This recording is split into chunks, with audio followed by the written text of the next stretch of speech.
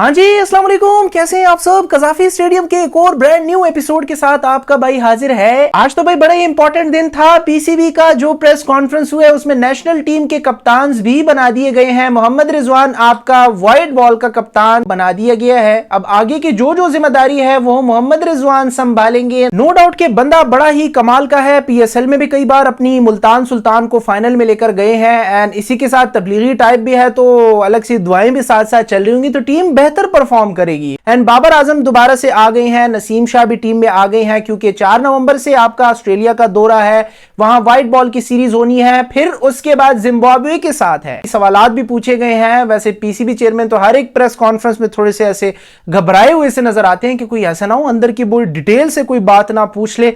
फखर जमान का तो आपको पता है कोई ट्वीट वगैरह किया था, बहुत बुरी नजरों से अब देखा जा रहा है। मोहसिन नकवी भाई बड़ा गुस्सा हुए हैं जब जर्नलिस्ट ने उनसे फखर जमान से रिलेटेड पूछा कि उसका क्या भाई, आने वाली जो सीरीजें हैं उनमें क्या आपका फखर जमान नहीं होगा स्क्वाड का हिस्सा? तो ये तुम लोगों ने क्या कर दिया है। ऊपर से जो सेंट्रल कॉन्ट्रैक्ट्स हैं वो भी तो उन्होंने बहाल करने हैं, तो उसमें भी फखर जमान को घेर लिया है। क्रिकेट में फखर जमान के छक्के ना हो जो उन्होंने वर्ल्ड कप में ऑस्ट्रेलिया के अगेंस्ट मारे थे ना, आए हाय हाय, वो छक्के ना हो तो फिर मजा नहीं आता।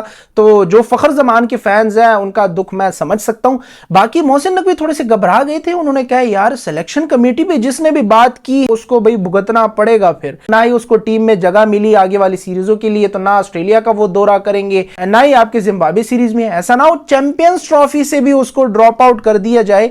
तो फखर जमान के साथ जो है बड़ा ही ज्यादती हो रहा है। अगर एक बंदा सच बोल रहा है तो उसको इस तरह से फल नहीं मिलना चाहिए था। खैर भाई बात करते हैं जो पीसीबी बिल्डिंग है उसका बिल्कुल बैक साइड, क्योंकि हर एंगल आपको डिफरेंट मैं दिखाता हूं डेली बेसिस पे।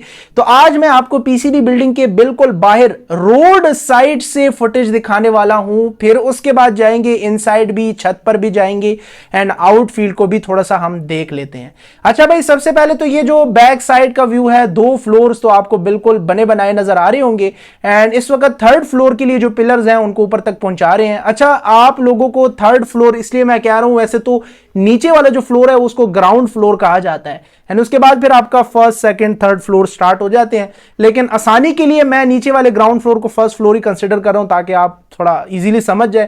खैर 2 फ्लोर्स बिल्कुल रेडी हो गए हैं एंड आपको पता है कि 2nd फ्लोर की जो छत है उस पर शटरिंग वर्क जारी था, तो वो ऊपर जाके देख लेते कि कहां तक पहुंचा है, क्योंकि अभी भी बहुत सारा एफडब्ल्यू वर्कर्स आप देख सकते हैं कि लगे हैं एंड साइड से आपके स्टेयर्स भी ऊपर जाएंगे, बीच में आपका आएगा बिल्कुल मेन एंट्रेंस।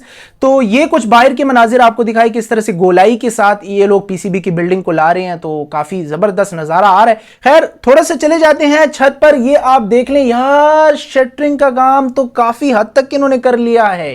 तकरीबन 85% आप कह लें कि पूरा जो पीसीबी बिल्डिंग है उसका इन्होंने छत कंप्लीट किया। अब तो भाई जो बीच का हिस्सा, वो जो गैप आपको नजर आ रहा होता था ना, वो भी इन्होंने अब मिलाना शुरू कर दिया ऊपर टॉप से। जैसे जैसे मैंने आपको कहा था इन्होंने सरिया शटरिंग सब कुछ अभी इसके ऊपर डाल के इसको एक ही 1 वे में कर देना है। तो आपकी जो लेफ्ट एंड राइट 2 पोर्शंस अलहदा अलहदा थी वो भी अभी इकट्ठा ही आपको नजर आएंगी, तो बहुत ही अब शानदार किस्म का लगेगा। खैर ये देखिए, ये बीच में मैं आपको लेकर आया हूं। ये जो फुटेज आपको नजर आ रही है बिल्कुल सेंटर है बिल्डिंग की, जहां पे वो आपको गैप वाली जगह नजर आ रही थी।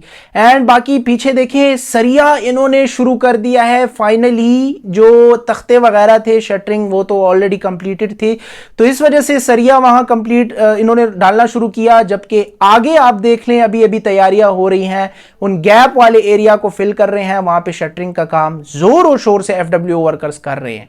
तो ये ऊपर की बिल्कुल लेटेस्ट मनाजिर है। साथ साथ जो स्टील स्ट्रक्चर पवेलियन है उसकी भी 2 फ्लोर्स बिल्कुल रेडी हैं। 2nd फ्लोर का थोड़ा जो लेफ्ट एंड राइट हिस्से हैं वो बाकी हैं, लेकिन खैर जो बीम्स हैं उनको डाले जा रहे हैं, अभी भी आप वर्कर्स देख सकते हैं।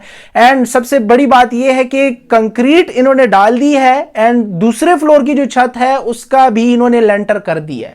आप देख सकते हैं, आपको नजर आ रहा है बिल्कुल रेडी है। साथ में कोई मेजरमेंट वगैरह कर रहे हैं, ट्राइपॉड आपको नजर आ रहा होगा। तो ऊपर लेंटर इन्होंने डाल दिया है। बड़ी खबर तो ये, साथ साथ आपका जो पीसीबी बिल्डिंग है उस पर भी माशाल्लाह काफी काम हो चुका है। खैर थोड़ा सा मैं आपको बताता हूं इनसाइड क्या हो रहा है। ये जो इतने बड़े बड़े जाल लगे हुए हैं, जो फ्रेम्स हैं भाई, इनके ऊपर शीटें नहीं लगी तो आपको बड़ा ही अजीब किस्म का आ रहा होगा कि ये क्या कर रहे हैं, कोई दरवाजे लगा रहे हैं, ड्रैग एंड ड्रॉप, क्या क्या हो रहा है यहाँ पे। तो यार देखें, इसके ऊपर आपकी व्हाइट शीटें आनी है जो कि एट द एंड लगाएंगे। सबसे पहले तो ये जो कंपार्टमेंट्स हैं उनको डिवाइड कर रहे हैं, आपके ड्रेसिंग रूम्स आएंगे और भी कई सारे रूम्स हैं यहाँ पे, टेलीविजन एंड मीडिया वगैरह जो भी वीआईपी लोग आते हैं उनके लिए। तो सारा सिस्टम इनसाइड पहले हो रहा है, फिर बाद में छोटा मोटा जो फाइनल टच होगा वॉल्स को देना, ये सब कुछ करते रहेंगे, जिसमें टाइलें भी आ जाती हैं, आपके ऊपर सीलिंग्स आ जाती हैं, बहुत सी चीजें हैं।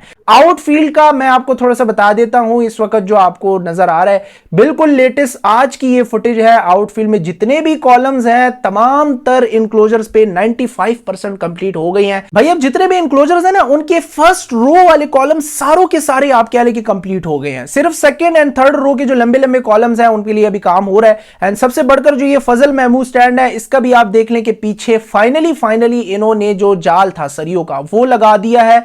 एंड थर्ड पिलर देखिए, इन्होंने बिल्कुल जाल रेडी कर दिया है। इससे पहले आपको यहां कुछ भी नहीं नजर आ रहा था एंड मैंने आपको दिखाया भी था, लेकिन अब आज की जो लेटेस्ट सिचुएशन है इसमें देखें कि फजल महमूद एंड इमरान खान दोनों enclosure rajas and Saeed Anwar से भी आगे निकल चुके हैं। तो राजाज इनक्लोजर आपको नजर आ रहा है, इसमें तो सिर्फ 5% काम ही मैं कहता हूं रह गया होगा। क्या ही जबरदस्त इन्होंने स्लोप्स बना दी हैं कॉलम्स में। एंड प्री कास्ट स्टेयर्स का ही अभी इंतजार है कि वो कब आ रही हैं भाई, वो भी स्टेडियम्स में लाएंगे। फिर उसका काम इतना मुश्किल नहीं है, जस्ट कॉलम्स के साथ अटैच करना है एंड उसके बीच में फिर आपके स्टेयर्स आएंगे एज अ स्लैब के तौर पर, तो वो बन जाएंगे आपके स्टैंड। तो बहुत ही प्रोफेशनल किस्म के स्टैंड यहाँ पे बन रहे हैं जदीद तर्ज के। तो भाई सबसे पहले जो स्टेडियम में इनक्लोजर रेडी होगा ना, तो वो मुझे लगता है कि राजा इनक्लोजर होगा। तो सब भाई इस पर कड़ी नजरें रख लें। जैसे ही यहाँ पे कोई स्लैब स्लूब बनना शुरू हो जाते हैं प्री कास्ट स्टेयर्स का, तो भाई फिर मैं आपको सबसे पहले चाहता हूं कि फुटेज दे दूं ताकि आप लोग जाके एंजॉय भी थोड़ा कर ले, क्योंकि लेटेस्ट जो फुटेज आती है एक्सक्लूसिव, उसका फिर अलग लेवल का मजा होता है। खैर वैसे तो अपडेट्स हम डेली बेसिस पे दे रहे हैं। खैर तो ये कुछ आउटफील्ड की अपडेट्स आपको दी, फजल महमूद एंड राजाज इनक्लोजर दोनों की आपको लेटेस्ट कंडीशंस दिखाई। बाकी यार मैं आपके कुछ कमेंट्स भी रीड कर रहा हूं जिसमें लोग कह रहे हैं कि यार ऐसा ना हो कि लाहौर को सिर्फ 2 मैचेस दे दे, फिर उसके बाद सारी की सारी चैंपियंस ट्रॉफी शिफ्ट कर दे यूएई। तो भाई ये इतनी खतरनाक खबरें आप क्यों, मतलब आपके जहन में ये आ कैसे रहा है? पाकिस्तान में इतना सब कुछ हो रहा है, 3 स्टेडियम आपके उजाड़ के रख दिए हैं, वहां पे काम शुरू है, फिर भी आप लोग मुतमईन नहीं हो रहे कि चैंपियंस ट्रॉफी पाकिस्तान में नहीं होनी। भाई थोड़ा दिल बड़ा कर लें, कुछ नहीं होता, चैंपियंस ट्रॉफी पाकिस्तान में होनी है। इंडिया का मसला जो है वो अभी रिजॉल्व नहीं हुआ, तो उसकी बारी आ गई है। देखिए आपकी प्रेस कॉन्फ्रेंस हुई, कप्तान शप्तान सब कुछ बन गए ना, अब आहिस्ता आहिस्ता बारी आएगी इंडिया की भी, उधर से स्टेटमेंट्स आएंगी कि भाई नहीं आना हमने, इंडिया पाकिस्तान क्या, पाकिस्तान में कोई जाके छोले भी ना बेचे, तुम लोग क्रिकेट की बात कर रहे हो। तो ये जो कम नजरियां दिखा रहे हैं ना पाकिस्तान को कि भाई नहीं आना, वो ये बातें अभी आपको नजर आएंगी आने वाले कुछ हफ्तों में। तो ये थी भाई आज की लेटेस्ट अपडेट्स। आई होप आपने कंप्लीट तमाम तर आउटसाइड एंड इनसाइड फुटेज देखा होगा। बाकी कप्तानी को लेके आप लोग मुझे क्या कहते हैं, क्या आपको मोहम्मद रिजवान एक अच्छा एंड स्ट्रॉन्ग कैंडिडेट नजर आया है ये इतनी बड़ी जिम्मेदारी संभालने को? तो वो भी मुझे आप बता दें। मैं मिलता हूं आपसे, तब तक अगली वीडियो में अपना ख्याल रखिएगा। अल्लाह हाफिज।